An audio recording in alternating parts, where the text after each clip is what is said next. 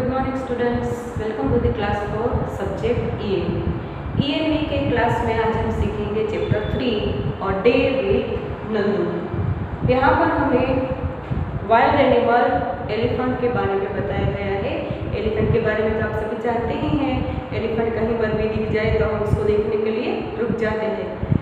वो इतना बड़ा मोटा मोटा होता है ना, हमें देखने के लिए रुकना अच्छा लगता है। उसके कान बड़े बड़े होते हैं, उसकी ट्रंक मतलब सूंड भी बड़ी होती है, पर उसकी पूंछ बहुत ही छोटी होती है। उसकी आंखें, उसके कान, उसके पैर, लेग भी इतने मोटे मोटे होते हैं। कहीं पर भी कुछ इसके लेग के नीचे आ गया तो समझो मर गया।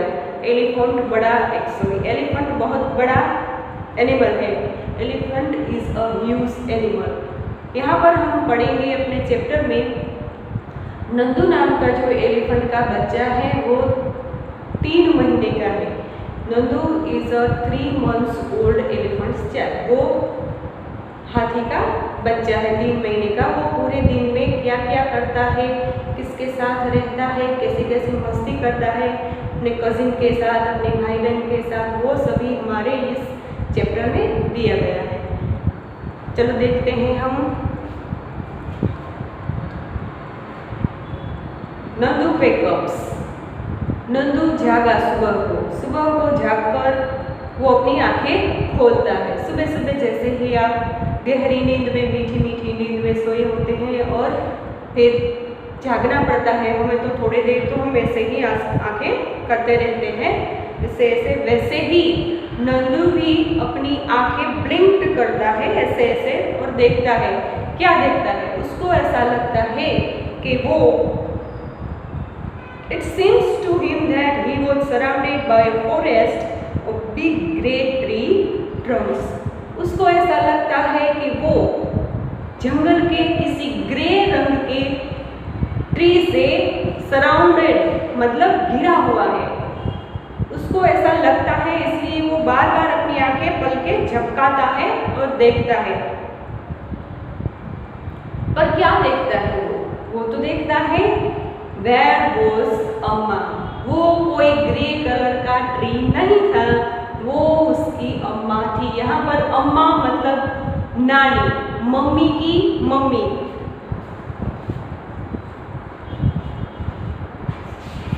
अम्मा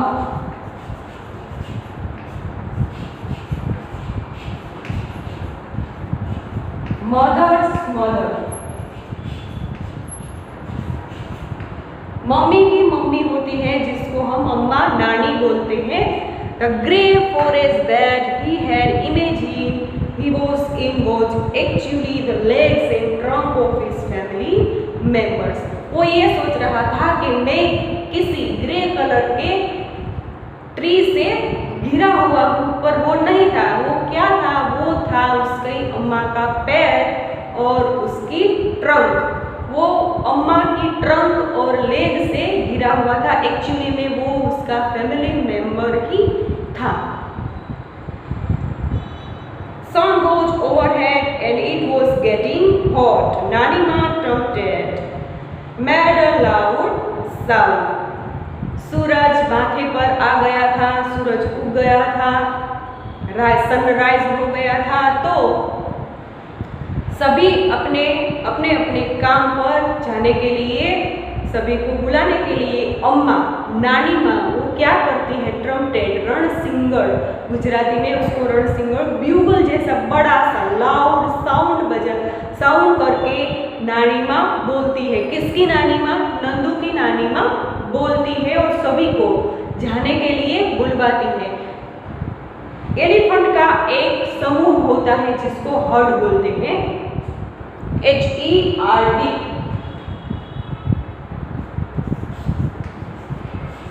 हर्ड में समूह। एक से ज्यादा एलिफेंट, एक से ज्यादा जो भी एनिमल का हर्ड है वो एक से ज्यादा एनिमल हो तो उसको हर्ड बोल सकते हैं।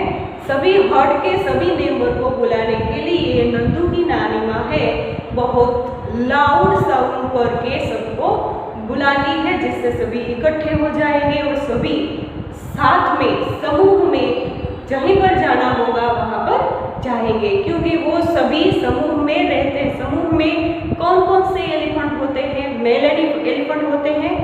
नहीं, समूह में मेल एलिफेंट नहीं होते। समूह में ओनली फीमेल एलिफेंट और बेबी एलिफेंट होते हैं। क्यों फीमेल एलिफेंट होते हैं? वो बेबी एनिमल की केयर करने के लिए उसके साथ में रहते हैं। वो समूह में हर्ड में 10 और 12 फीमेल एलिफेंट होते हैं और उसके बेबीज, यानी 10-12 फीमेल एलिफेंट होते हैं और 10-12 उसके बच्चे होते हैं। क्योंकि बच्चों की केयर करने के लिए फीमेल एलिफेंट उसको साथ में रखती है और उसके साथ में रहती है। पर 14 और 15 इयर्स के होने के बाद एलिफेंट अपने आप वो समूह से अलग हो जाता है और अकेला रहता है और अपना खाना खुद ढूंढता है और अपना शिकार भी खुद ही ढूंढता है।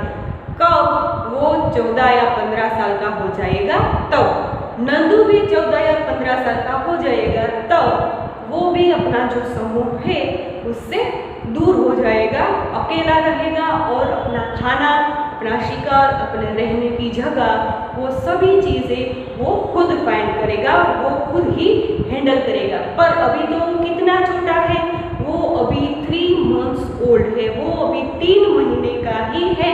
तो वो अपनी अम्मा, अपनी मम्मी के साथ हर्ड में, समूह में रहता है। तो नानी माँ सूरज के निकलने के बाद सभी को एक साथ बुलाने के लिए लाउड आवाज़ करती है, लाउड साउंड करके सभी को बुलाती है और सभी जंगल में जाने के लिए निकलते हैं। अम्मा सबसे पहले रहते हैं। क्यों? जो समूह है एलिफेंट का 10 या 12 फीमेल एलिफेंट का, उसमें जो सबसे ज़्यादा उम्र वाली, मतलब जिसकी उम्र सबसे ज़्यादा हो, वो फीमेल वो हर्ड को लीड करती है। मतलब जो फीमेल एलिफेंट की उम्र ज़्यादा है वो जो 12 या 15 का समूह है, हर्ड है, उसको इंस्ट्रक्शन देगी और वो सभी उसके इंस्ट्रक्शन को फॉलो करेंगे। क्यों? क्योंकि वो उम्र में सबसे बड़ी है और उनको पता है कि कौन सी चीज़ कहाँ पर है और कहाँ पर हमें सावधान रहना है। ये सभी जंगल में रहते हैं तो जंगल में सावधान रहना पड़ता है। कहीं से टाइगर आ गया, कहीं से लायन, कहीं से लेपर्ड या कोई भी ऐसा हिंसक एनिमल आ गया जो जिसका खाना एलिफेंट बन जाए, तो उससे बचने के लिए कौन कौन से रास्ते होंगे, कहाँ से किस रास्ते से हम जाएंगे तो हम वहाँ से बच सकते हैं। ये सभी चीज़ों का एक्सपीरियंस जो सबसे बड़ी फीमेल लीडर होती है उसको होता है। इसलिए सबसे बड़ी फीमेल हर्ड में होती है, वो सबको लीड करती है। यहाँ पर जो हर्ड है उसकी लीडर है नंदू की नानी। क्यों?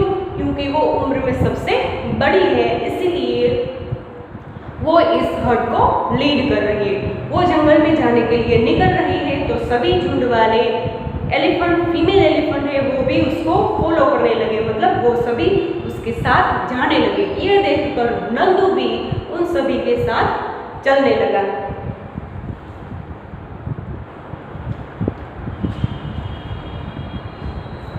When they reached the jungle, the member of the herd started spreading out. जब वो सभी लोग जहाँ पर रहते थे वहाँ से वो सभी लोग जब जंगल में पहुँचे तो समूह के जो सभी मेंबर होते हैं वो स्टार्टेड स्प्रेडिंग आउट। स्प्रेड मतलब फैलना, इधर उधर सभी जो मेंबर है हर्ड के वो फैलने लगे, मतलब वो अपने आप खाना खाने लगे, अपना जो कोई भी काम है वो करने लगे। जैसे खाना ढूंढना उसका मेन वर्क होता है, सबसे ज़्यादा इम्पोर्टेंट काम होता है। तो वो सभी फैल के थोड़े से जो एरिया है उसमें वो सब फैल गए और अपने अपने लिए खाना खाने लगे। Each member went to eat our favourite leaves and twigs. Herd का सभी मेंबर है वो क्या करने लगा? खाने लगा। क्या? Leaves and twigs. लीव्स मतलब पत्ते और ट्विग्स मतलब जो छोटा प्लांट होता है उसकी ब्रांच, छोटी ब्रांच वो अभी निकल ही रही होती है, वो ट्विग्स बोलते हैं उसको, वो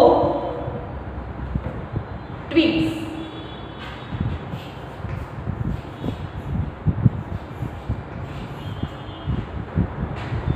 एलिफेंट है वो सभी ये खाने लगे। After they had eaten, the herd moved towards the river. The baby elephants enjoy playing in the water. The mother lay down in the water and mud on the river bank. जब सभी elephant ने अपना अपना खाना खत्म कर लिया, मतलब जितना खाना चाहिए था उन लोगों को उतना उन लोगों ने खा लिया, उसके बाद वो सभी लोग क्या करने लगे? रिवर में घुस गए, नदी में घुस गए। क्यों? क्योंकि एलिफेंट को पानी अच्छा लगता है। तो जो बच्चे थे वो रिवर में पानी से खेलने लगे और जो उनकी मदर थी वो मड में घुस गई। मड से जो एलिफेंट की स्किन होती है उसको कूल रखने में मड उसको हेल्प करता है, इसलिए जो सभी मदर थी एलिफेंट की वो मड में घुस गई जिससे उसकी स्किन को आराम मिल सके। और जो सभी बच्चे थे बेबी एलिफेंट वो रिवर में जाकर पानी से खेलने लगे। Do you know that an adult elephant can eat more than 100 kilograms of leaves and twigs in one day? आप जानते हैं एक एलिफेंट है, वो एडल्ट मतलब बड़ा होगा तो 1 साल से बड़ा। वो नंदू है वो तो 3 महीने का ही है, पर जो एडल्ट है वो एनिमल एक दिन में 100 किलोग्राम्स ऑफ लीव्स और ट्विग्स, छोटी छोटी ब्रांचेस और जो पत्ते हैं वो खाता है। कितना? 100 kilograms. Elephants do not rest very much. They sleep for only 2 to 4 hours in a day. Elephant दिन में और रात में बहुत कम सोता है। वो दिन और रात में ओनली 2 या 4 घंटे के लिए आराम करता है, 4 घंटे के लिए सोता है। Elephants love to play with mud and water. The mud keeps their skin cool. हाथी को पानी से और मड मतलब कीचड़, मिट्टी, कीचड़ में एलिफेंट को खेलना अच्छा लगता है। जो मड है वो उसकी स्किन को ठंडा रखने में मदद करता है, इसीलिए सभी एलिफेंट मोस्टली मड में पड़े रहते हैं। Their big ears also work like fan. The elephants flap this to keep themselves cool. हाथी के कान आपने देखे होंगे। हाथी के कान कितने होते हैं? इतने बड़े बड़े कान होते हैं, जस्ट लाइक फैन्स, पंखे जैसे एलिफेंट के कान होते हैं, जिसकी मदद से वो ऐसे हवा में ऐसे हिला के उसके ऊपर जो कोई भी इंसेक्ट्स होता है उसको उड़ा देता है और वो अपने आप को कूल रखने में भी उसकी मदद करता है। वहीं पर सभी बच्चे पानी से खेल रहे हैं रिवर में, और जो एलिफेंट्स की मदर है वो मड में अपने आप को कूल कर रही है। वहीं पर सभी बच्चे प्ले गेम्स कर रहे हैं, fun and games. Nandu saw his brother and sister pulling each other tails. Nandu देख रहा है कि उनके जो दूसरे भाई बहन हैं वो क्या कर रहे हैं, एक दूसरे की पूंछ, टेल्स।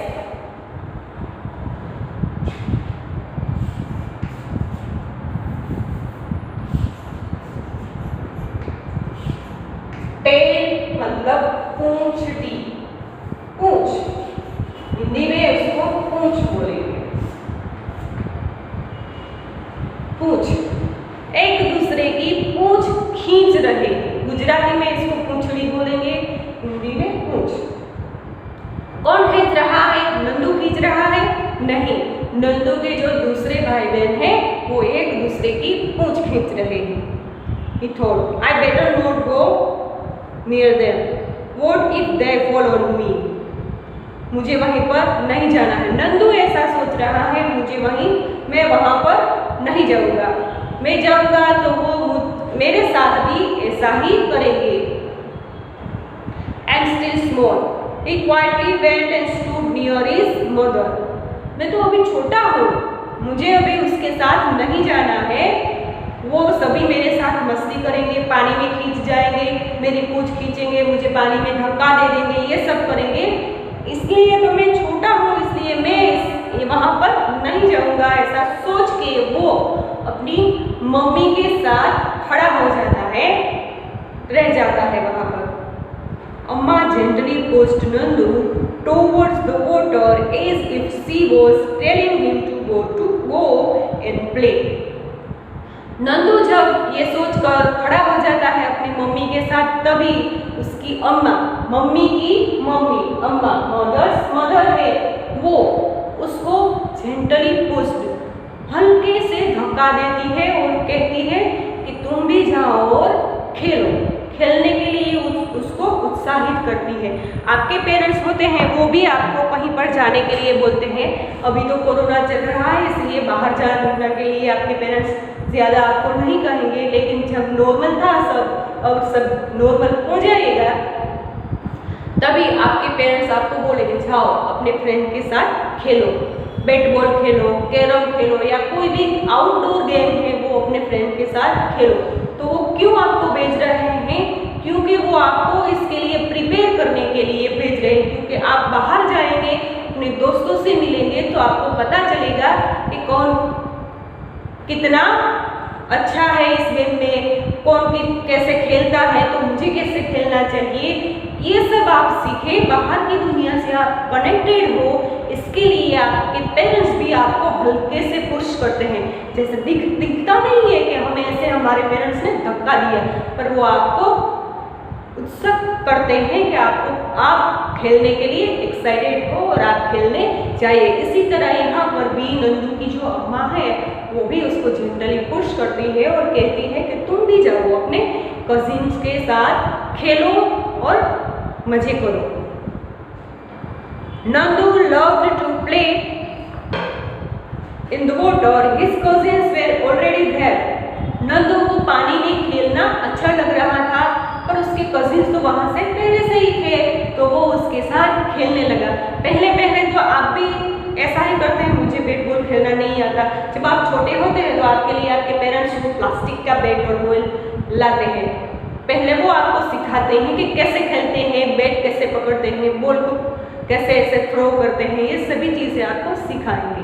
फिर बाद में आपके जो फ्रेंड्स हैं उसके साथ भेजेंगे, तो पहले तो आपको लगेगा मुझे तो ये खेलना नहीं आता है, मैं कैसे खेलूँगा, आप डर रहे होते। फिर एक बार आप खेलना स्टार्ट कर दे तो आपको उसमें मज़ा आने लगेगा, अरे वाह ये तो मज़े का खेल है, तो आप वो खेल खेलने के लिए उत्सुक रहेंगे। इस तरह नंदू भी पहले तो जाता नहीं था, फिर जब नानी ने अम्मा ने पुश किया तो वो गया और उसको पानी में खेलना अच्छा लगने लगा। किसके साथ खेल रहा था?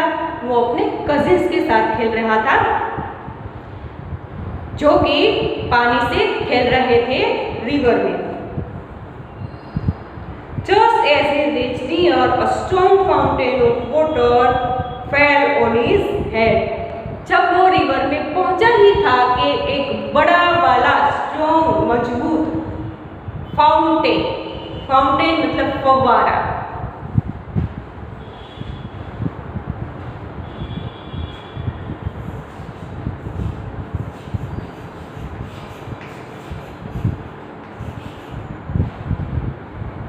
एक बड़ा वाला फुव्वारा उस पर गिरा। किसने गिराया? उसके कजिन ने, जो वहां पर पहले से ही मौजूद थे और एक दूसरे के साथ खेल रहे थे। नंदू भी उसके साथ खेले, इसलिए उन लोगों ने जैसे नंदू रिवर में पहुंचा उसके ऊपर पानी का फव्वारा छोड़ दिया। हाथी पानी का फव्वारा कैसे छोड़ता है? वो ट्रंक में पहले पानी को लेता है और फिर एक दूसरे के ऊपर छिड़कता है। He got wet. Wet मतलब भीगना, wet, W-E-T, wet मतलब भीगना। फव्वारा छोड़ा उस पर उसके कजिन ने, इसलिए नंदू क्या हो गया? नंदू पूरा भीग गया। Oh, this was the work of his naughty cousins.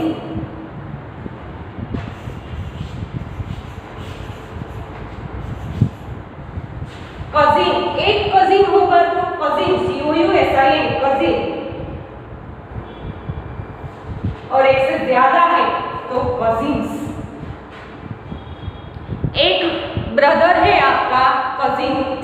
लड़का या मामा का लड़का या बुआ का लड़का, तो एक होगा तो उसको कजिन बोलेंगे, पर एक से ज्यादा हो गए तो उसको बोलेंगे कजिन्स। यहाँ पर एक से ज्यादा थे कजिन्स, किसके?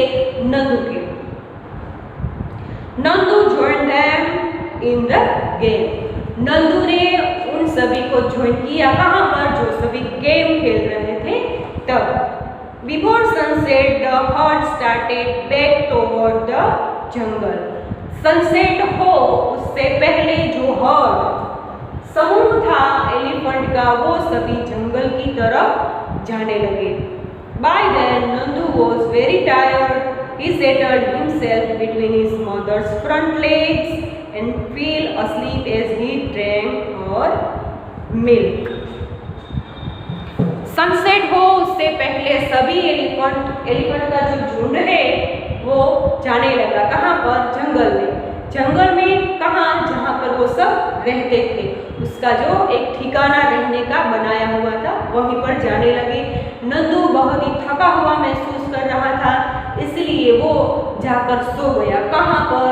मम्मा के फ्रंट लेग के पास। वो मम्मा का दूध पीते पीते मम्मा की गोद में सो गया। Like elephants, some other animals also live together in groups. Elephant की तरह दूसरे भी कई एनिमल है जो हर्ड में रहते हैं, जैसे जिराफ का झुंड होता है, लायन का झुंड होता है, वो सभी झुंड में रहते हैं। These animal groups are called herds. वो एनिमल का ग्रुप है वो हर्ड के नाम से जाना जाता है। Animals in herds usually move around together searching for food. Animal का जो झुंड है वो साथ में रहता है फूड की खोज के लिए।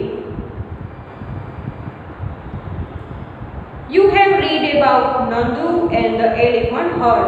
आपने इस चैप्टर में क्या देखा? देखा कि एलिफेंट का जो झुंड है और नंदू के बारे में।